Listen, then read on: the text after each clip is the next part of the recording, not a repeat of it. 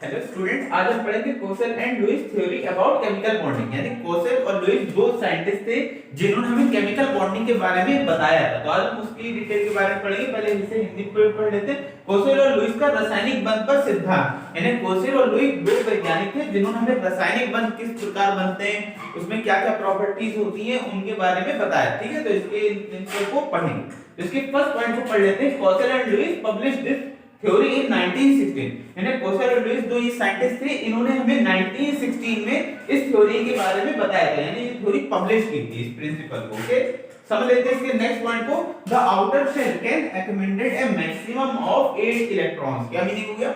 कोई भी एलिमेंट है, जब भी उसकी रिएक्शन होती है तो ये पॉसिबिलिटी होती है कि उसके लास्ट शेल में 8 इलेक्ट्रॉन प्रेजेंट होते हैं। ओके, कोई भी एलिमेंट, हर एलिमेंट की अपनी टेंडेंसी होती है कि उसकी जो लास्ट शेल है उसमें 8 इलेक्ट्रॉन प्रेजेंट हो जाए। अगर नहीं होते हैं तो अदर एलिमेंट से इलेक्ट्रॉन को एक्सेप्ट कर लेता है, जिससे उसकी वैलेंसी कंप्लीट हो जाती है, 8 इलेक्ट्रॉन हो जाते हैं। या अगर उसके पास एक्स्ट्रा इलेक्ट्रॉन है तो वो एलिमेंट अदर एलिमेंट को इलेक्ट्रॉन डोनेट कर देता है, जिसके बाद उसकी लास्ट शेल में 8 इलेक्ट्रॉन प्रेजेंट होते हैं। ओके, तो ये हर एलिमेंट की अपनी टेंडेंसी होती है। ओके, थर्ड पॉइंट हम पढ़ लेते हैं। The atoms having octet configuration, that is 8 electrons in the outermost shell, thus symbolize a stable configuration like as inert noble gases helium, argon, krypton, xenon, radon। क्या मतलब होगा? कोई भी एलिमेंट ऑक्टेट कॉन्फ़िगरेशन को तभी फॉलो करता है जब उसके लास्ट शेल में 8 इलेक्ट्रॉन हो। देखिए, ऑक्टेट रूल में आपने पढ़ा था कि हर एलिमेंट के लास्ट शेल में 8 इलेक्ट्रॉन होने चाहिए, कंपलसरी है। ठीक है, नहीं है तो अदर एलिमेंट से इलेक्ट्रॉन एक्सेप्ट कर लेगा, और अगर एक्स्ट्रा है तो इलेक्ट्रॉन को डोनेट कर देगा,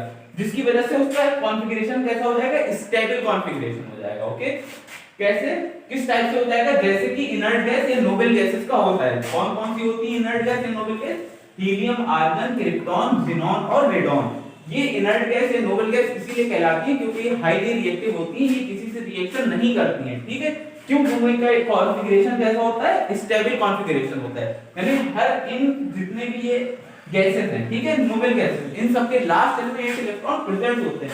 यानी ये ऑक्टेट रूल को फॉलो करती है, जिसकी वजह से ये नॉन रिएक्टिव होती है, यानी किसी से रिएक्शन नहीं करती है। ओके, ये अपनी स्टेबल पोजीशन में पाए जाते हैं। और भी इनके अलावा जो एलिमेंट्स हैं जिनके लास्ट शेल में 8 इलेक्ट्रॉन प्रेजेंट होते हैं, वो जल्दी किसी से रिएक्शन नहीं करते क्योंकि उनका ऑक्टेट कंप्लीट होता है। ओके, उनकी लास्ट शेल में या आउटर मोस्ट शेल में 8 इलेक्ट्रॉन प्रेजेंट होते हैं। ओके, आउटर मोस्ट शेल वो शेल होती है जो लास्ट में किसी भी एलिमेंट के या एटम के लास्ट जो शेल होती है, ठीक है, उसको हम आउटर मोस्ट शेल या लास्ट शेल कह देते हैं। ओके, वहां पर भी इलेक्ट्रॉन प्रेजेंट होते हैं और उन इलेक्ट्रॉन्स को हम वैलेंस इलेक्ट्रॉन कह देते हैं। यानी वो इलेक्ट्रॉन जो वैलेंसी को कंप्लीट करते हैं, किसी भी एलिमेंट या किसी भी रिएक्शन में जो इलेक्ट्रॉन पार्टिसिपेट करते हैं, वो इलेक्ट्रॉन कहां से लिए जाते हैं? तो वो इलेक्ट्रॉन किसी भी एटम के वैलेंस शेल से लिए जाते हैं, यानी जो आउटर शेल होती है उससे।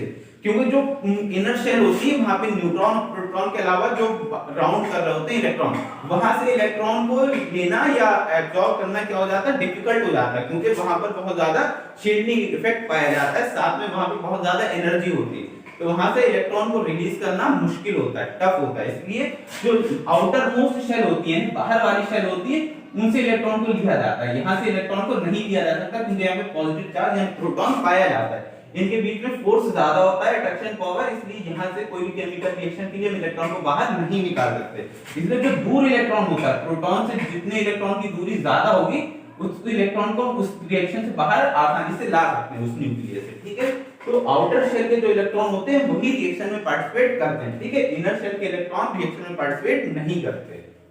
ठीक है, उसके बाद हम समझ लेते हैं फोर्थ पॉइंट, जो कि एक इंपॉर्टेंट पॉइंट है।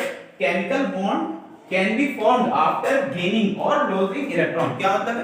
कोई भी केमिकल बॉन्ड तभी बनेगा या कोई भी केमिकल रिएक्शन तभी पॉसिबल है, तभी वो होगी जब इलेक्ट्रॉन की गेनिंग हो और लूजिंग, यानी इलेक्ट्रॉन शेयर किए जाएं और इलेक्ट्रॉन को डोनेट किया जाए। एक एलिमेंट इलेक्ट्रॉन को एक्सेप्ट करे और अदर एलिमेंट, जो दूसरा एलिमेंट है, वो इलेक्ट्रॉन को डोनेट करे। ठीक है, एक इलेक्ट्रॉन एक्सेप्ट करेगा और दूसरा जब डोनेट करेगा तभी वो रिएक्शन कंप्लीट होगी, और जब रिएक्शन कंप्लीट होगी तभी केमिकल बॉन्ड बनेगा, अदरवाइज केमिकल बॉन्ड का बनना पॉसिबल नहीं है। ये पॉइंट में इंपॉर्टेंट इसीलिए है। ओके, कि केमिकल बॉन्ड का फॉर्मेशन तभी होगा जब एलिमेंट्स के बीच इलेक्ट्रॉन की गेनिंग होगी, यानी शेयरिंग होगी और इलेक्ट्रॉन लूज किए जाएंगे। ओके, फिफ्थ पॉइंट पढ़ लेते हैं। Only the electron present in outer shell are known as valence electron. क्या मतलब हो गया, जो लास्ट की शेल होती है, आउटर शेल, उसमें जो इलेक्ट्रॉन पाए जाते हैं उन्हें हम वैलेंस इलेक्ट्रॉन कहते हैं। क्यों?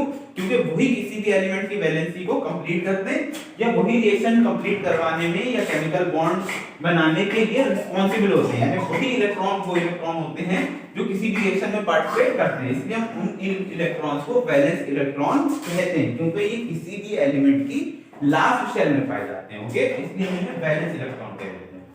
उसके बाद 6 पॉइंट है, noble gases separate the highly electronegative halogen, fluorine, chlorine, bromine, iodine and astatine. क्या मतलब हो गया, जितने भी हाईली इलेक्ट्रोनेगेटिव एलिमेंट्स होते हैं, ठीक है, जो इलेक्ट्रॉन को एक्सेप्ट करते हैं, वो नोबल गैसेस से क्या होते हैं, सेपरेट होते हैं या उन्हें अलग रखा जाता है। क्यों? क्योंकि नोबल गैसेस वो गैसेस होती हैं जो स्टेबल उनका कॉन्फ़िगरेशन होता है, जिसकी वजह से वो किसी भी रिएक्शन में पार्टिसिपेट नहीं करती। ठीक है, इसलिए इनकी रिएक्शन हाईली इलेक्ट्रोनेगेटिव एलिमेंट से नहीं करवाई जा सकती।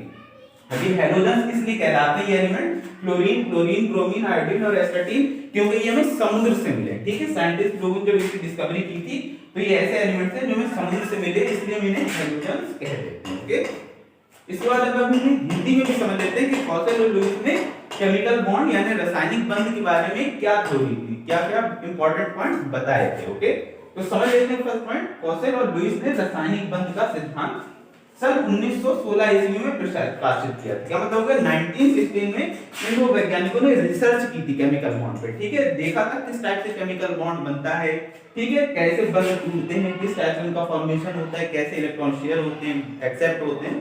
तो किस सन में देखा था, 1916 में इस पर टोटल कंप्लीट अपनी थ्योरी करके इन्होंने इसे पब्लिश किया था 1916 में। ठीक है, कोई भी साइंटिस्ट होते हैं तो पहले रिसर्च करते हैं उस टॉपिक पे, जब वो कंप्लीट हो जाती है उसके बाद उसे पब्लिश करते हैं। तो उस पे बहुत टाइम से रिसर्च करने के बाद 1916 ईस्वी में इन्होंने इस सिद्धांत को प्रकाशित किया। ठीक है, उसके बाद सेकंड पॉइंट पढ़ लेते हैं, अंतिम कोश में अधिकतम 8 इलेक्ट्रॉन का प्रदर्शित होना। यानी इन्होंने बताया जितनी भी शेल्स होती हैं तो उसमें जो शेल्स में 8 इलेक्ट्रॉन प्रेजेंट होते हैं, यानी जो लास्ट शेल होती है उसमें अगर 8 इलेक्ट्रॉन प्रेजेंट है तो ऑक्टेट कंप्लीट हो जाता है, यानी वो अष्टक नियम का पालन करते हैं। इसमें बताया गया कि कोई भी परमाणु के अंतिम कोश में अगर 8 इलेक्ट्रॉन है तो वो अष्टक नियम को फॉलो कर रहा है, यानी ऑक्टेट रूल को फॉलो कर रहा है। इस पॉइंट में ये बात बताई गई कि किसी भी लास्ट शेल में अंतिम कोश में 8 इलेक्ट्रॉन हो सकते हैं। ठीक है, अब थर्ड पॉइंट पढ़ लेते हैं, वो परमाणु जिनके अंतिम कोश में 8 इलेक्ट्रॉन पाए जाते हैं उन्हें अष्टक नियम या ऑक्टेट का पालन करते हैं तथा इनका विन्यास स्थिर होता है। क्या मतलब हो गया, ऐसे एलिमेंट या ऐसे एटम जिनके लास्ट शेल में 8 इलेक्ट्रॉन प्रेजेंट होते हैं वो ऑक्टेट रूल को फॉलो करते हैं और इनका जो विन्यास होता है वो स्थिर होता है, यानी जो इनका इलेक्ट्रॉनिक कॉन्फ़िगरेशन है वो स्टेबल होता है। ठीक है, वो चेंज नहीं होता है, जिसकी वजह से वो रिएक्शन में पार्टिसिपेट नहीं करते। जब उनकी केमिकल रिएक्शन हो जाती है, बॉन्ड बन जाता है, उसके बाद वो कैसा उनकी कॉन्फ़िगरेशन हो जाता है, स्टेबल कॉन्फ़िगरेशन हो जाता है। ठीक है, इसको हिंदी में कहते हैं विन्यास कैसा हो जाता है, स्थिर हो जाता है, यानी फिर वो चेंज नहीं होता है। ठीक, कब, जब लास्ट शेल में 8 इलेक्ट्रॉन प्रेजेंट हो जाते हैं,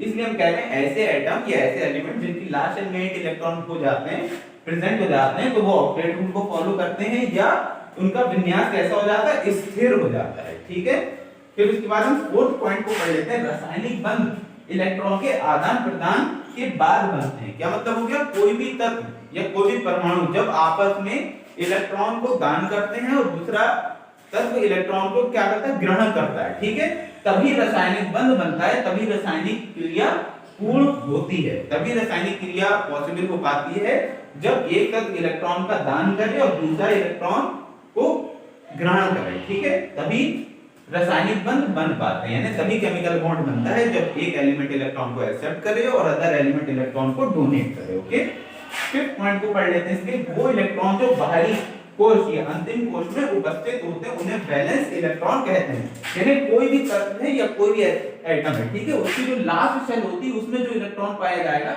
उसे हम वैलेंस इलेक्ट्रॉन कहेंगे। क्यों? क्योंकि उसकी वजह से कोई भी केमिकल रिएक्शन हो पा रही है या कोई भी केमिकल बॉन्ड बन रहा है, यानी इसी की वजह से रासायनिक अभिक्रिया पूर्ण होगी, इसी की वजह से रासायनिक बंध बनेगा, इसलिए इसे हम वैलेंस इलेक्ट्रॉन कहते हैं। ओके, लास्ट पॉइंट इसका समझ लेते हैं, अक्रिय गैस। अक्रिय गैस को हम इनर्ट गैस या नोबल गैस कह देते हैं। ये अधिकतम विद्युत ऋणात्मकता वाले हाइड्रोजन तत्व, विद्युत ऋणात्मकता वाले तत्व यानी वो तत्व जो इलेक्ट्रॉन को एक्सेप्ट करने की सबसे ज्यादा टेंडेंसी या पावर रखते हैं। यानी ये ऐसे एलिमेंट्स होते हैं जो सबसे ज्यादा इलेक्ट्रॉन को एक्सेप्ट करते हैं और इन्हें हैलोजन तत्व इस वजह से कहते हैं क्योंकि ये हमें समुद्र से मिले, ठीक है, ये हमें ओशियन से मिले ये एलिमेंट्स, इसलिए हमने हैलोजन तत्व कहते हैं। और ये कौन कौन से तो इनको समझ लो, fluorine, chlorine, bromine, iodine, astatine, ठीक है, ये तत्व क्या है, ये हैलोजन तत्व है। इसमें फ्लोरीन क्या है, हाईली इलेक्ट्रोनेगेटिव एलिमेंट है, यानी ये सबसे ज्यादा इसके अंदर टेंडेंसी होती है, पावर होती है, ये किसी एलिमेंट की कंपेयरिंग में सबसे ज्यादा इलेक्ट्रॉन को एक्सेप्ट करने की पावर रखता है, ठीक है, इसलिए हम कह रहे हैं कि ये अधिकतम विद्युत ऋणात्मकता वाले तत्व हैं, ठीक है, जिनके बारे में आपने पढ़ा।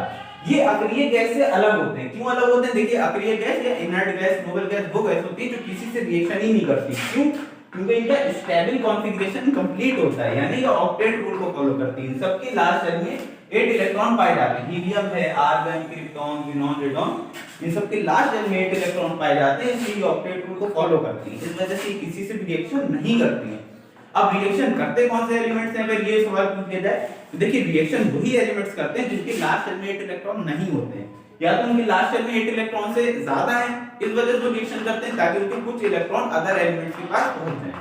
और कुछ एलिमेंट इसलिए रिएक्शन करते हैं कि उनके पास इलेक्ट्रॉन की कमी है, यानी उनके लास्ट शेल में 8 इलेक्ट्रॉन नहीं है, किसी के पास 5 है, 6 है, तो वो अदर एलिमेंट से 3 इलेक्ट्रॉन एक्सेप्ट कर लेंगे या 2 इलेक्ट्रॉन एक्सेप्ट कर लेंगे, जिसकी वजह से उनकी लास्ट शेल में या अंतिम कोश में 2 इलेक्ट्रॉन 3 इलेक्ट्रॉन आ रहे हैं, जिसकी वजह से उनका ऑक्टेट कंप्लीट हो जाए, वो अष्टक नियम का पालन करने लगे, उनके अंतिम कोश में 8 इलेक्ट्रॉन आ जाए या लास्ट शेल में 8 इलेक्ट्रॉन प्रेजेंट हो जाए, जिसकी वजह से वो उनका कॉन्फ़िगरेशन कैसा हो जाए, स्टेबल हो जाए, तभी कोई भी रिएक्शन कंप्लीट हो पाती है या तभी कोई केमिकल बॉन्ड बन पाता है। ओके, तो इसके बारे में जो टोटल आपने डिटेल पढ़ी, ये कोसेल और लुईस नाम के 2 वैज्ञानिकों ने 1916 में बताया था। आई होप आपके समझ में आया होगा कि कोसेल और लुईस की क्या थ्योरी थी केमिकल बॉन्ड के ऊपर, जो आपने इसे पढ़ा। ओके, आपने हिंदी में भी इसे पढ़ा कि कोसेल और लुईस का रासायनिक बंध पर सिद्धांत, किस प्रकार से बंध बनते हैं, यानी कैसे केमिकल बॉन्ड बनते हैं, किस टाइप से उनका फॉर्मेशन होता है, कौन से ऐसे एलिमेंट हैं जिनका जो है कॉन्फ़िगरेशन स्टेबल हो जाता है, कौन से ऐसे एलिमेंट हैं जो ऑक्टेट कॉन्फ़िगरेशन को फॉलो करते हैं, ऑक्टेट रूल को फॉलो करते हैं, कब करते हैं, उनकी लास्ट शेल में कितने इलेक्ट्रॉन होना चाहिए, ठीक है, वैलेंस इलेक्ट्रॉन किसे कह देते हैं। अगर इसके बाद भी आपको कोई डाउट है तो आप कमेंट बॉक्स में पूछ सकते हैं। ओके, और वीडियो अच्छी लगे तो लाइक शेयर और सब्सक्राइब जरूर करें। ओके।